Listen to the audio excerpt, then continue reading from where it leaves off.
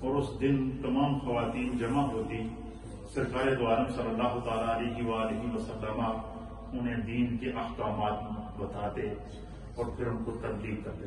اور جب ام سلمہ کہتی کہ میں نے عرض کیا کہ آپ صلی اللہ علیہ وسلم کیا وجہ ہے کہ جس طرح مردوں کا ذکر قرآن کے اندر آیا ہے تو اس طرح عورتوں کا ذکر قرآن کے اندر کیوں نہیں آیا؟ اب دیکھیں کتنی ان کی خالص نیت تھی حضرت ام سلمہ کی، صحابیہ تھی، مومنین کی ماں ہے، وہ کتنا پیارا جو ہے ان کا خیال تھا، تصور تھا، نیت کتنی اچھی تھی. اللہ تعالیٰ کو ان کی یہ ادا پسند آئی. حضرت ام سلمہ کی یہ بات اللہ کو کیا آئی؟ پسند آئی. تو اللہ تعالیٰ نے وحی نازل کر کے قرآن حکیم فرقان مجید کی سورۃ الاحزاب کی آیت نمبر 35 نازل کر. اور اس آیت نمبر 35 کے اندر اللہ تعالیٰ نے جو ذمہ داریاں مردوں کی ہیں اور جو ذمہ داریاں عورتوں کی ہیں وہ سب الگ الگ قرآن میں اللہ نے بیان فرمایا.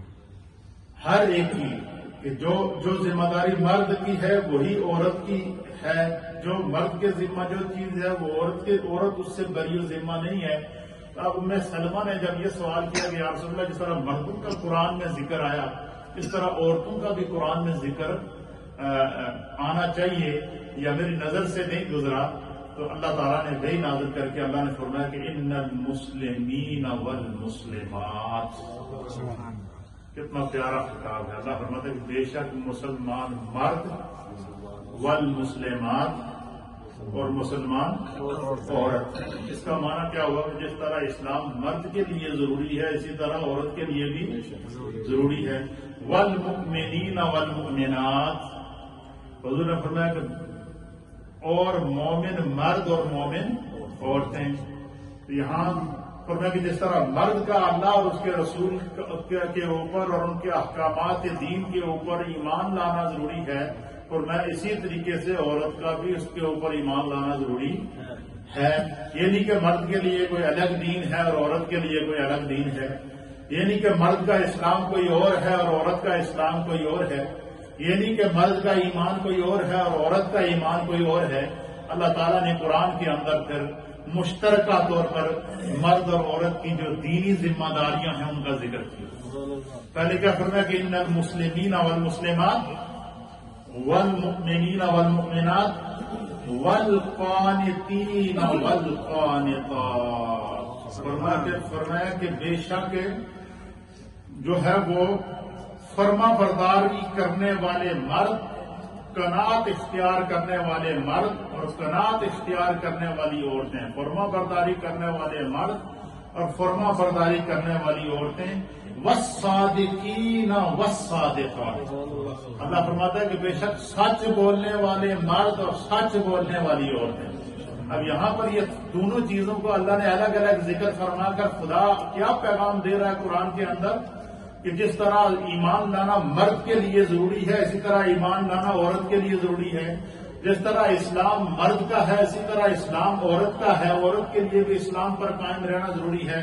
اسی طرح جس طریقے سے مرد کا اللہ اور اس کے رسول کے احکامات کی فرما برداری کرنا ضروری ہے اسی طرح عورت کے لیے بھی مرد اللہ اور اس کے رسول کے احکامات کی فرما برداری کرنا ضروری ہے. والصادقین والصادقات. جس طرح مرد کے لیے سچ بولنا ضروری ہے اسی طرح عورت کے لیے سچ بولنا ضروری ہے. فرمایا والصابرین والصابرات. جس طرح مرد کے لیے صبر کرنا ضروری ہے اسی طرح عورت کے لیے صبر کرنا ضروری ہے. اب یہاں پر مرد اور عورت دونوں کو اللہ کی طرف سے احکامات دیے جا رہے ہیں کہ کوئی مصیبت آ جائے، کوئی مشکل آ جائے، کوئی پریشانی آ جائے گھر کے اندر. اب یہ نہیں کہ اس کا سارا بوجھ مرد ہی اٹھائے. اگر عورت یہ محسوس کرتی ہے تو عورت اپنے مرد کے اس غم کے اندر، اس دکھ کے اندر، اس پریشانی کے اندر اپنے آپ کو شریک کرے اور اپنے مرد کو کیا کرے، حوصلہ دے. اس کے اوپر میں آگے آپ کے سامنے حدیث پیش کروں گا، پہلے اس آیت کا ترجمہ پیش کروں، پھر آپ کا ایمان تازہ ہو جائے گا کہ اللہ کے حبیب علیہ السلام نے ہمیں گھریلو زندگی گزارنے کا فکر ہے.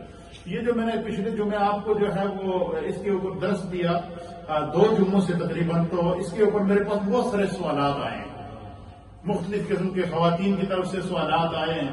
اور ہزاروں نے لوگوں نے اس پروگرام کو دیکھا اور اپریشیٹ کیا. کئی پیغامات یہ آئے کہ ہمیں تو یہ جو زکوٰۃ کے اور آپ نے عدت کے اور یہ جو خاندی مسائل بیان فرمائے اس کا تو ہمیں علم ہی نہیں تھا.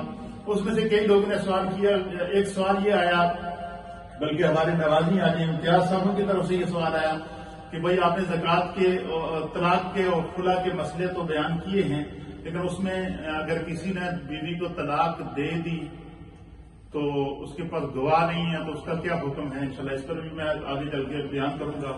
اسی طریقے سے ہماری ماؤں بہنوں کی طرف سے سوال آیا کہ بھائی یہ آپ نے بڑے اچھے انداز سے اس چیز کو بیان کیا ہے اور بڑی تفصیل سے آپ نے بیان کیا ہے، لیکن اس کے ساتھ ساتھ آپ حقوق زوجین بھی بیان کریں تاکہ میاں اور بیوی کے جو حق ہیں اور میاں اور بیوی کی جو ذمہ داریاں ہیں وہ کیا ہیں.